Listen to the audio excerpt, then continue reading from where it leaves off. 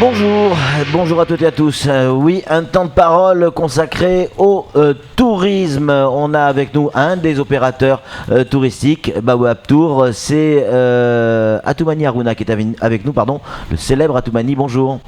Bonjour Patrick et bonjour toute l'équipe. Merci d'avoir accepté notre invitation. Alors quand on avait calé ce plateau, effectivement c'était pour essayer de parler un petit peu de tourisme, essayer d'avancer un petit peu, essayer d'être positif. Malheureusement l'actualité nous a rattrapés depuis. Il y a eu effectivement cette tentative de cambriolage du côté du relais forestier à Combani. On va en parler, vous l'avez encore entendu aujourd'hui, l'actualité avec ces coupures de route.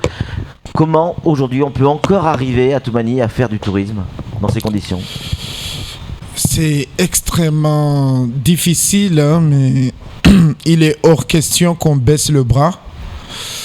Après, mon pensée aujourd'hui, je suis inquiet plutôt par rapport à notre État français qu'on a bien choisi pour nous sécuriser.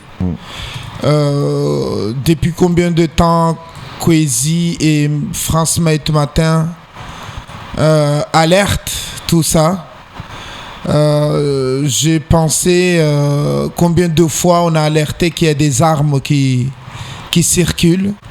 Personne n'a cru. Tout le monde vous prenait comme des cons.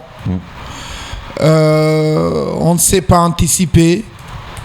On ne sait pas prendre des mesures d'urgence et les choses continuent en plein mois de Ramadan, comme tu venais de le dire. Donc c'est très très difficile. On parlait tout à l'heure du relais forestier. Il se trouve que vous avez vous aussi une actualité. Je crois que le lendemain, vous deviez être sur place au relais forestier avec, je crois, des journalistes. Avec des journalistes comme tu disais, mais juste un petit signe aussi que le propriétaire, en attendant, ils étaient à la réunion, donc ils ont mis une personne en gérance pour garder venant de l'extérieur. Donc c'est chouette parce que ça se fait souvent dans des petits hébergements tels que des gîtes pour prendre des congés, prendre d'autres professionnels. Mais là, il n'a pas eu de chance. Et effectivement, le lendemain, on devait se rendre vers le relais forestier parce que pour vendre Mayotte, nous, on le dit tout le temps qu'il n'y a pas que le lagon. Il y a aussi cette nature luxuriante et pas de chance, on a entendu tout ce qui s'est passé. Beaucoup de questionnements envers les personnes que je devais amener là-bas. Pour les garantir si la sécurité, il y aura bien la sécurité. J'ai fait beaucoup de tours et au final, j'ai décidé d'annuler tout simplement le passage vers le Mont Combani. On s'est consacré à une autre activité à côté, mais je ne pouvais pas prendre le risque parce que les questionnements étaient et revenaient souvent vis-à-vis à mes clients. Atoumani, vous vivez du tourisme, c'est votre gagne-pain. Aujourd'hui, on en parlait quand on a préparé cette émission, le chiffre d'affaires des prestataires touristiques à Mayotte est en chute libre. Est-ce qu'il est au point où au point de non-retour où il y a encore de l'espoir? L'espoir est minime parce que quand il y a ce type d'événement, on sait gérer le surplace. En fait, le jour J. C'est-à-dire les très peu de clients qu'on a, on les oriente plutôt bien, on les fait partir en mer, on est avec eux 24/24 pour essayer de surveiller qu'il ne leur arrive pas de mal. Mais la difficulté va être plutôt l'avenir. Ouais. L'avenir à court et moyen, à long terme. C'est-à-dire des personnes qui ne sont pas ici présentes et qui voient tout ce qui se passe. C'est clair que ces personnes-là vont tout simplement reporter leur idée de voyage ou carrément annuler. Et là, on ne sait plus quand est-ce que ça ils vont revenir parce que c'est pas comme si une manifestation de syndicalistes. Là, on passe à des agressions, des attaques physiques des personnes. Et à main armée. À main armée. Donc, c'est clair qu'une destination comme ça, là, je sais pas trop caricaturer, mais je pense qu'on a les 3 années à venir. Il faut vraiment toute la population met la main dans la poche, je veux dire, pour essayer de gommer et corriger en fait ce qui s'est passé. Mais ça va être très très lourd, ça va prendre du temps. Ça va prendre du temps et effectivement, je crois que c'était Isa ou Flo hier qui le disait, quand on tape Mayotte sur Google, c'est fini. On n'a plus ce genre d'image qu'on a derrière vous en ce moment, le lagon bleu, Baobab, etc. Quand on tape Mayotte sur Google, c'est des faits divers, c'est le danger. Tout à fait. Donc, des solutions, des pistes, il y a, mais quand on voit les comportements de différents décideurs, ça devient inquiétant parce que... Qu'est-ce qu'il faudrait faire à tout ? Qu'est-ce qu'il faudrait faire ?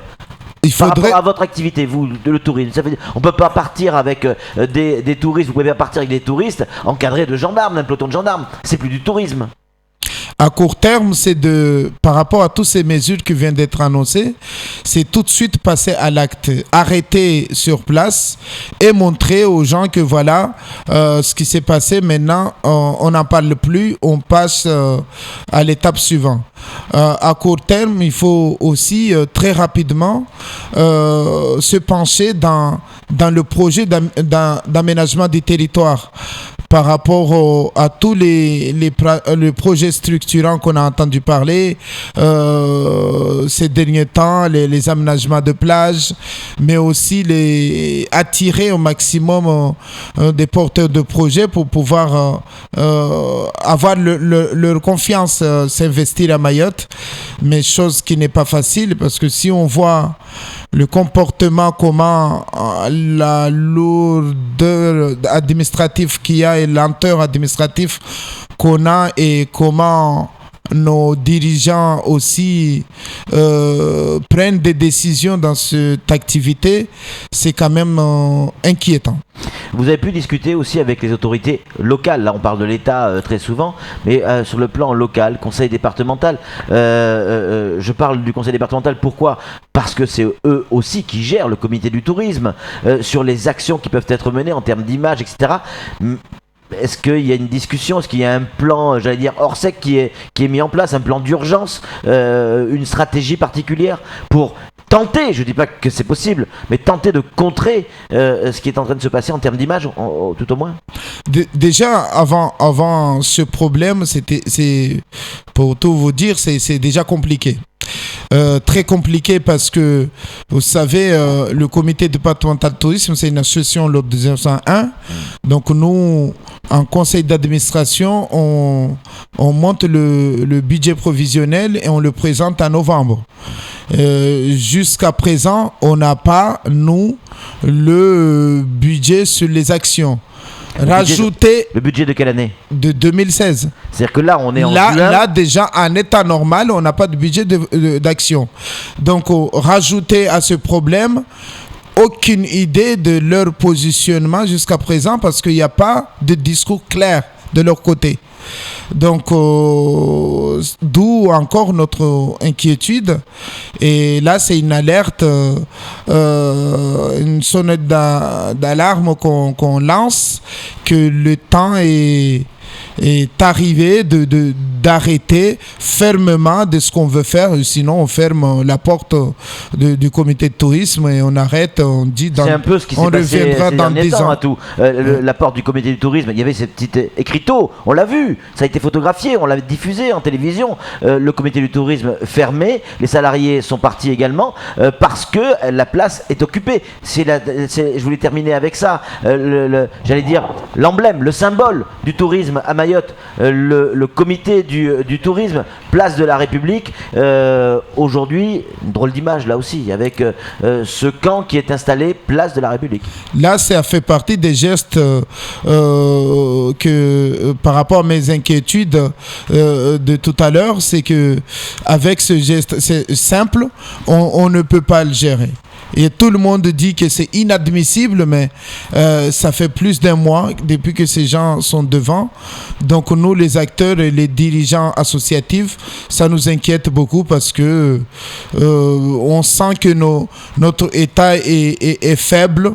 Il est incapable de gérer des petites situations. Parce que pour moi, c'est des petites situations et le gros peut venir à Mayotte. Comment on sera ce jour-là? Atoumani, merci beaucoup d'être venu sur ce plateau. Vous aussi, on vous souhaite beaucoup de courage. Il va en falloir pour aujourd'hui et pour les jours à venir. Allez, c'est tout pour ce temps de parole. Tout de suite, la suite de nos programmes.